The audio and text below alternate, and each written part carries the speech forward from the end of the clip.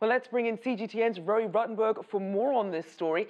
A controversial decision, Roee. What more can you tell us? That's right. So we're talking about 94% of the area that's been off limit, what's called the outer continental shelf. Advocates for the oil's energy sector, including the Trump administration, say this needs to be explored. Now, these provisions still exist from the Obama era. Now, based on the Trump administration's announcement, we could see leasing operations happening, leasing options, and perhaps drilling within the next 10 years. It's a very long-term investment. But environmental organizations remember the BP oil spill from about 8 years ago, the damage that it caused, right? We saw all of the effect there in the Gulf of Mexico, and they're concerned about that.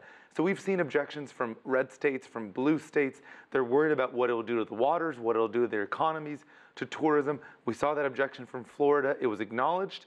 Now we're hearing from other states that it may set some precedents. Now, the American Petrolum Institute, the main lobby for oil and natural gas, supports the venture. They say you need to see what's in there. The CEO, Jack Gerard, just issued the State of Energy for 2018. This is the report. It's very lengthy, but it highlights some of the positivity that they've seen, they say, from the Trump administration. They also talk about praising Trump's pro-growth tax reform, saying that this is positive for business, it's positive for energy. They say they want to see more investment in infrastructure, in energy infrastructure, and Gerard also criticized governors, specifically in the Northeast, who he says are blocking infrastructure projects, and he blames them for the high prices that we've seen. Let's have a listen. It's not a supply question. We have adequate supply in this country. We can bring affordable, reliable energy to everybody, but when you artificially constrain the supply by failing to build the requisite infrastructure to move the product, you're having adverse impacts on consumers. Now, Gerard also addressed another important topic this week. On Monday, the Federal Energy Regulatory Commission, Trump appointed 4 of them, Republicans, rejected a proposition by the Trump administration, by Rick Perry, the energy secretary, to basically prop up coal and nuclear plants, so seen as very much affecting the free market. API said they're opposed to it, and interesting, this commission rejected that proposal. Now, Roee, we know that many experts say that the U.S. is heading towards energy independence in the coming years, and that's largely because of its success with natural gas over the last decade. But what does that mean for foreign investment in U.S. energy? Right, and lots of foreign companies watching this. We've seen billions of dollars invested even this last few weeks from China in energy projects here.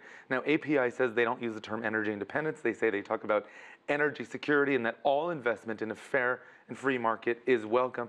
They don't talk about independence. They talk about interdependence. They also look at things like NAFTA, which we know is being renegotiated, and how the U.S. is interdependent with Mexico and Canada. Let's have a listen. From our vantage point, the energy part of the NAFTA agreement is not broken. Now, if they want to modernize the agreement for a variety of other industries and others, that's appropriate. We're not suggesting they shouldn't take a look at the agreement.